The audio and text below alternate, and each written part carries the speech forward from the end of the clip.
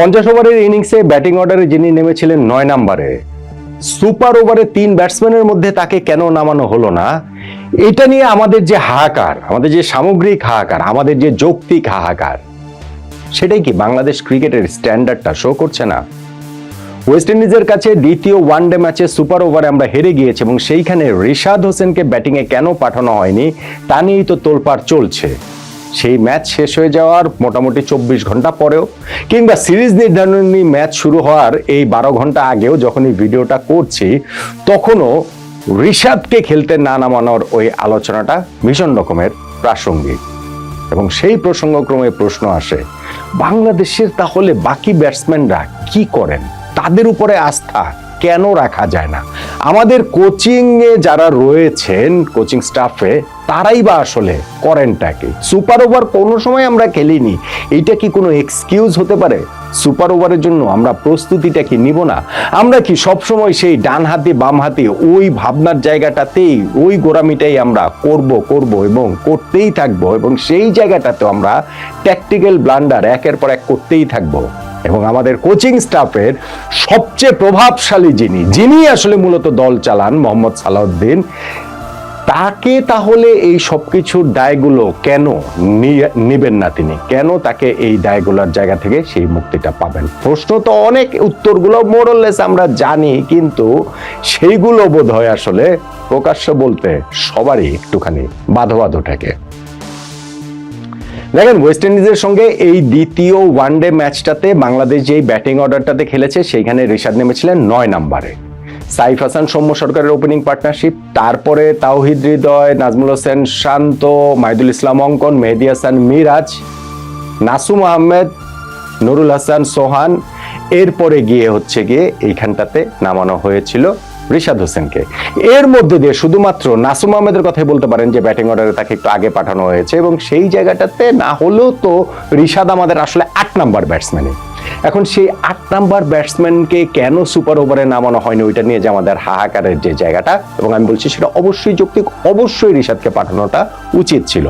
প্রথমত তার এই ম্যাচে এবং এই সিরিজে তিনি যেভাবে ব্যাটিং করছেন, এই ম্যাচটাতেও তিনি 13 বলে 39 রানের একটা ইনিংস খেলেছেন, 14 বলে ইনফ্যাক্ট, যেটা 30+ ইনিংসে ওয়ানডে ক্রিকেটে বাংলাদেশের ইতিহাসে সবচেয়ে ভালো স্ট্রাইক রেটে ব্যাটিং করেছেন, 278 স্ট্রাইক রেটে, যেটা সাকিব এবং মাশরাফি দুইটা ইনিংস ছিল 16 বলে 44 রানের, কেনিয়া ও পাকিস্তানের বিপক্ষে 275 স্ট্রাইক রেট, সেটাকে টপকে গিয়েছিলেন। আমরা 278 স্ট্রাইক রেটের ব্যাটসম্যানকে না পাঠিয়ে আমরা সেই জায়গাটাতে পাঠিয়েছি 37, 50, 71 স্ট্রাইক রেটের সাইফ হাসান, সৌম্য সরকার, নাজমুল হোসেন শান্তদেরকে। এখন এইটাই একটা ইটসেলফ বড় প্রশ্নের জায়গা। আমাদের এই অন্যান্য ব্যাটসম্যানরা করেন কি, বা কোচিং সেটআপের অন্য ব্যাটসম্যানদের কিভাবে তৈরি করেন, ওইটা প্রশ্নের জায়গা কেন তৈরি হচ্ছে? এই ব্যাটসম্যানদের উপরে যে আমরা আস্থা রাখতে পারি না, সেটার প্রমাণ তারা এক অর্থে তো দিয়েছেন। একবারে ওই 10 রান যে ওয়েস্ট ইন্ডিজ করেছিল সুপার ওভারে, সেইটা টপকে আমরা যেতে পারিনি, আমরা 9 রানে আটকে গিয়েছি। ইনফ্যাক্ট কোনো বৈধ ডেলিভারি হওয়ার আগে 4টা রান হয়ে যাওয়া সত্ত্বেও শেষ 6 বলে 7 রানও আমরা ইনফ্যাক্ট নিতে পারিনি। এই জায়গাটাতে আমাদের ব্যাটসম্যানরা যেই 3 জন নেমেছিলেন, তাদের ব্যর্থতা আমাদের ব্যাটিং এর সামগ্রিক ব্যর্থতাকেই হয়তোবা নিশ্চিতভাবেই আসলে সেই নির্দেশনাটা আসলে করছে। এবং সেই জায়গাটাতে আপনি দেখেন যে কোচিং স্টাফ এই জায়গাকে আমাদের টিমকে কিভাবে প্রস্তুত করেছে। আমাদের এই ডানহাতি বামহাতি কম্বিনেশন নিয়ে যে অবসেশন, এই সেকেন্ড ম্যাচটাতে আপনি দেখেন নাম্বার 3-তে তাওহিদ হৃদয়কে প্রমোট করা হয়েছে। কেন প্রমোট করা হয়েছে? কারণ এখানটাতে সাইফ হাসান আউট হয়ে গিয়েছেন, ফলে এই জায়গাটাতে আমরা ওই ডানহাতি বামহাতি কম্বিনেশনটাই সেইখানটাতে রাখতে চেয়েছি। সেই কারণে আবার ওই যে নাসুমকে আমি বললাম যে আবার উপরে তুলে নেওয়া হয়েছে সোহানেরও আগে, রিশাদের আগেও, সেই ডানহাতি বামহাতি রাখার জন্য। এই ম্যাচ আপ কি এখনো ওয়ার্ল্ড ক্রিকেটে এত গুরুত্বপূর্ণ?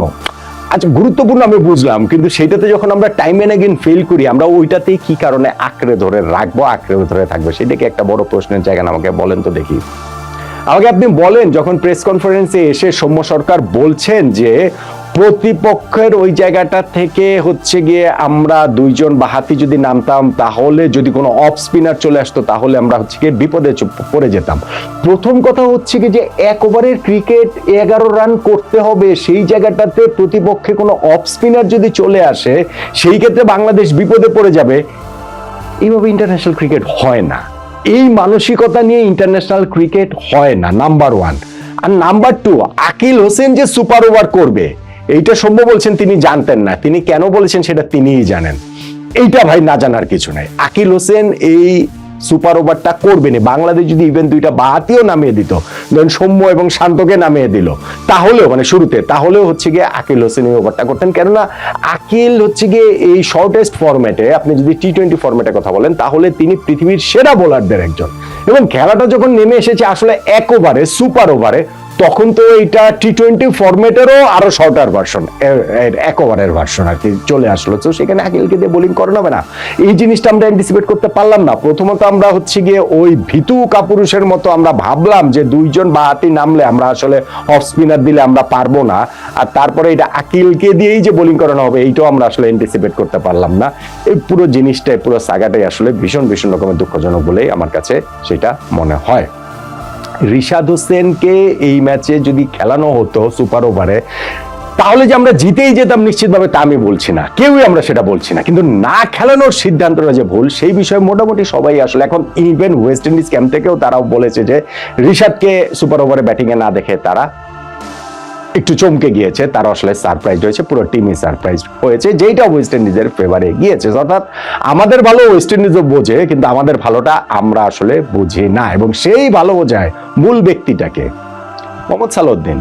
ভাই আপনি যেইভাবেই দেখেন না কেন, আপনাকে বাংলাদেশ টিমের অন্দরমহলের খোঁজ খবর রাখতে হবে না। আপনি টেলিভিশনে কালকে যদি সুপার ওভারের আগের সময়টাতে দেখেন, তাহলেই আপনি একবারে বুঝতে পারবেন যে এই টিমটা কে চালায়, এই টিমটা কার টিম। আপনি আবার হাইলাইটস গিয়ে দেখেন, আপনি ফিল সিমন্সকে কোথাও দেখছেন?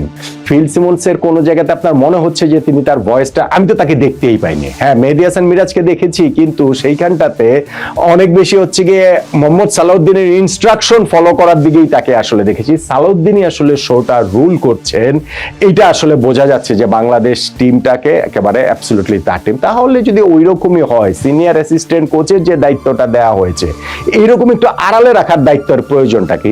হেড কোচই করে দেন সালাউদ্দিন ভাইকে, অসুবিধাটা কোথায়?